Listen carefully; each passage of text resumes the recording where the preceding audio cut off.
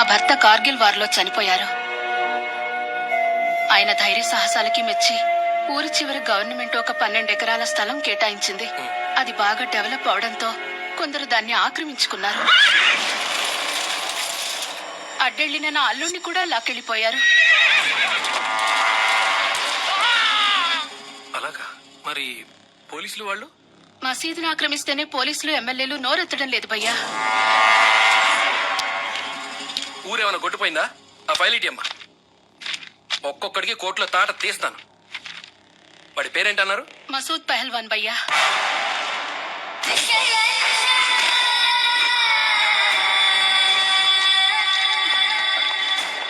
ఇది తీసుకోమ్మా. చూడమ్మా, నేను కాదు కదా, ఈ స్టేట్ లో ఇంకెవ్వరూ ఈ కేసు వాదించలేరు. దయచేసి వెళ్ళిపోండి. మీరే అలా అంటే ఎలా భయ్యా? అది కాదమ్మా. అరే, నా భర్తను చంపేస్తారు, మీరే కాపాడాలి భయ్యా. ఒక్కడున్నాడమ్మా. లేమ్మా, శ్రీపతి అని ఒక లాయర్ ఉన్నాడు. వాయిదాలు అడగడం తప్ప వాదించడం అస్సలు రాదు. కానీ అతని వల్లే మీ పని అవుతుంది. ఇంతవరకు అతను కోర్టులో గెలిచింది లేదు, కోర్టు బయట ఓడింది లేదు. దానికి కారణం అతనికి ఒక కొడుకున్నాడు. మనిషి స్టైలిష్ గా ఉంటాడు కానీ టెర్రరిస్ట్ కన్నా డేంజర్ అమ్మా.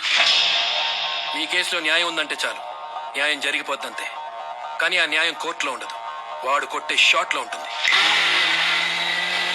ఒక్కసారి దిగితే పొలిటికల్ లీడర్ అయినా సరే, రౌడీ షీటర్ అయినా సరే, లా అండ్ ఆర్డర్ అయినా సరే, ఢీ కొట్టాలన్నా పడగొట్టాలన్నా వాడే సరైన.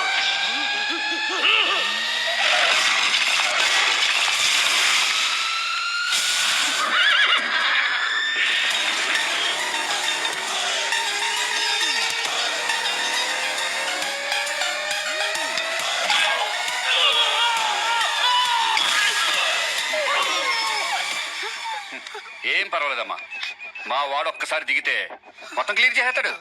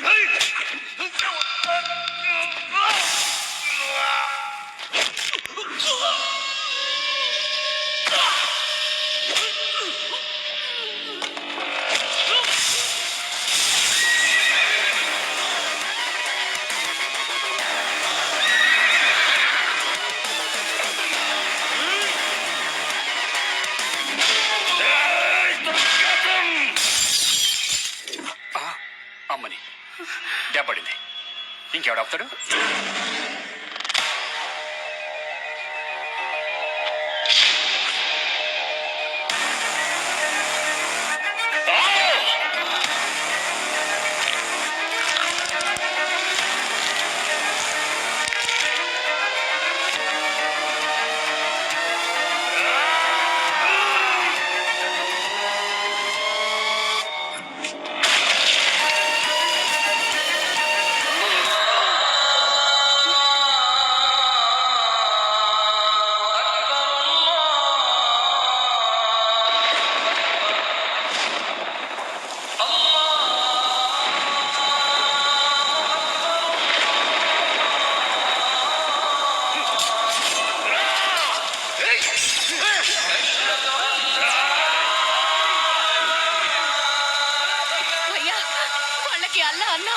నమాజ్ అన్నా రెస్పెక్ట్ లేదు, చంపేస్తారు.